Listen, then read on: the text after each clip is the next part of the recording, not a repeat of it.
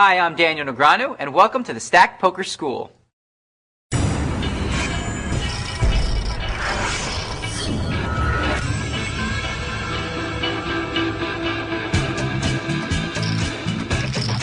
now going to go over what you need to know about playing Texas Hold'em. I'm going to share with you some tips and secrets about some of the things I've learned over the years playing poker.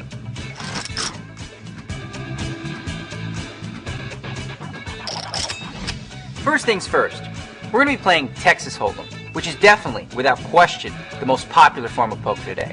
Now you can play Hold'em with 2 players all the way up to 22 players, but for stacked, it's going to be 9-player maximum for each table. Each player is dealt 2 cards face down. Then, 5 community cards are dealt out in the middle of the table. You use any combination of the 5 board cards and your 2 hole cards to make the best possible hand. But remember, this is Texas Hold'em. There are no wild cards, okay?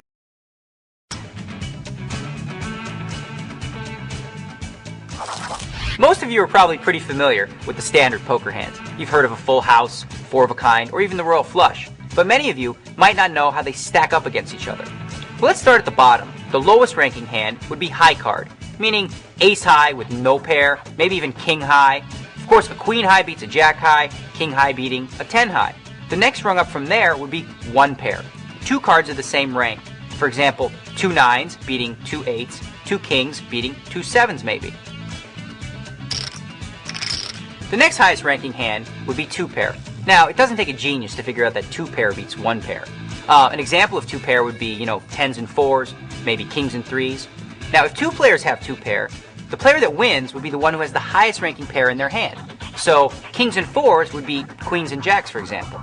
Now, if 2 players both have the same kings in their hand, it would go down to the second pair. So, for example, let's say I had kings and 9s, but you had kings and 7s. Well, I win, because my 9s beat your 7s. Up from there, we've got 3 of a kind, and that's pretty straightforward. 3 of a kind is also known as trips or a set. 555, 777, 999. Obviously, the higher your trips, the better your hand.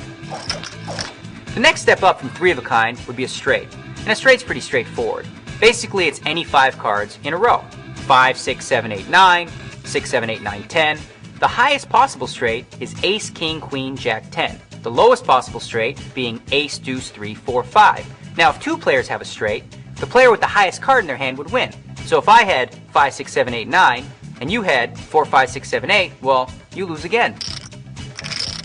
The next step up from a straight would be a flush. And all that really means is 5 cards of the same suit. You could have a 3, 4, 7, 9, and a queen, and as long as they were the same suit, well, that's a flush. Now, if 2 players both had a flush, it would come down to the highest card in the hand. So, if my highest card was an ace and I had an ace high flush, but you just had a queen high flush, well, the ace high flush would win. The next step up from a flush would be a full house, which is any combination of 3 of a kind and a pair. Now, if you're really, really lucky, you'll get 4 of a kind, which is the next highest ranking hand. 4 9s would obviously be 4 6s. Now, this next rank of hands, you're just not going to see very often. We're talking about the straight flush. Now, the straight flush combines both the straight and the flush, meaning you'd have to have 5 cards in a row and of the same suit. 5, 6, 7, 8, 9, all of clubs. A step up from there is the ultimate hand, the royal flush, which again, if you get, that's pretty lucky. 10, jack, queen, king, ace, all the same suit.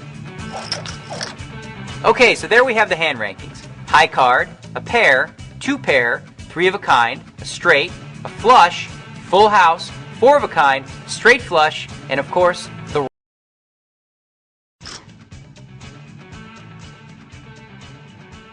In poker, the player has several actions or plays that they can use throughout the game. You can check, fold, call, bet, or raise. A check means you're still in the hand, but you're just choosing not to bet. A fold means that you're facing a bet and you don't want to put any more money in, so you throw your hand away.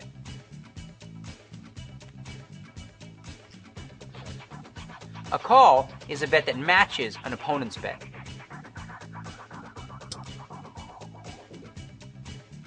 A bet means that you want to put more money into the pot. A raise means that you're facing a bet but want to put even more money in the pot.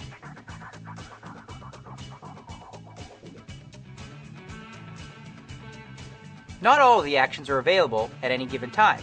For example, if you're facing a bet, well, you can't check. You'd have to call, raise, or fold. Blinds are essentially forced action from the two players to the left of the dealer button. They're blind because they have to put them in before they look at their hole cards. The first player to the left posts what's called the small blind, which is exactly half of what the big blind would be.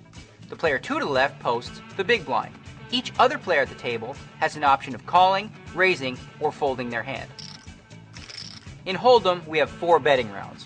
One before the flop, another one after the flop, a betting round on the turn, and finally, the last betting round on the river. Once the blinds have been posted and the cards have been dealt, the first round of betting begins. Once all the players have completed the betting, the dealer will deal out the flop. There's one more round of betting, then the dealer puts out the turn card. One more round of betting, and finally, the river card. At this point, after the betting's complete, everybody who's still in the hand turns their hand face up. Whoever has the best hand.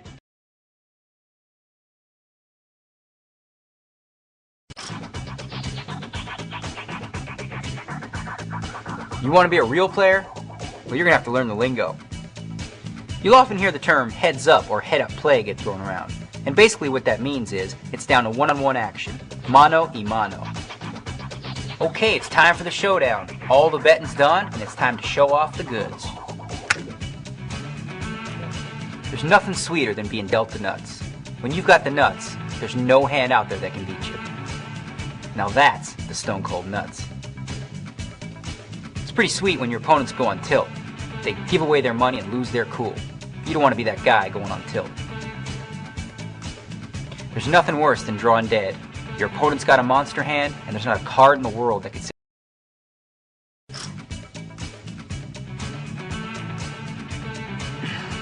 In Stacked, you'll be able to find both limit and no limit cash games.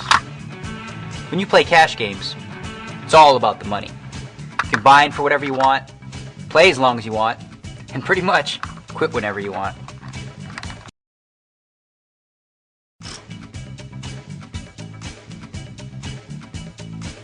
Tournament play. That's what you guys see on TV all the time. Basically, everyone starts with the same amount of chips. Once you lose all your chips, you're out of there. The tournament keeps going until one guy has them all. In Stacked, you can choose from single table tournaments or multi-table tournaments.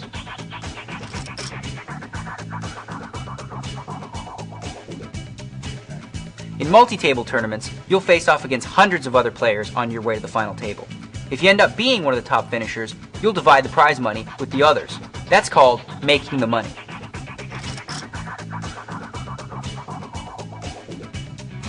In some tournaments, there's a feature called the rebuy.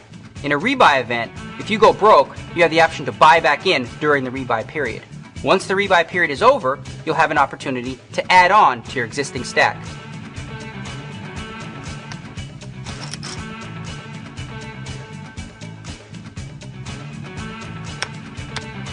In a tournament, the blinds continue to increase at scheduled intervals.